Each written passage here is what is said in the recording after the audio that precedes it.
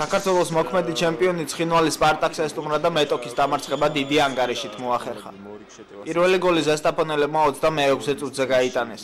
აფციაური ზუსტი გადაცემის შემდეგ მეკარესთან პირისპირ გელაშვილი გავიდა და საკუთარი გუნდი დააწინაურა. 10 წუთში ჯაბადვალმა მიიღო საპენალტოსთან ბურთი. მეკარე ერთი მოძრაობით ჩამოიცვლა და სხვაობა 2-მდე გაზარდა. პირველ ტაიმში ზესტაფონმა კიდევ ერთი ბურთი გაიტანა. თანაგუნდელების წამოწყებული კონტრშეტევა გრიგალაშვილმა ზუსტი დარტყმით დააგვირგვინა.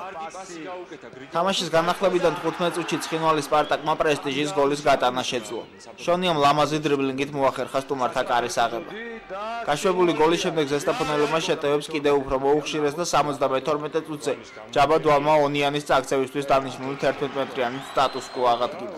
მატჩის მიწურულს ზესტაფონის თავდამსხმელმა ჰეტრიკით შეასრულა.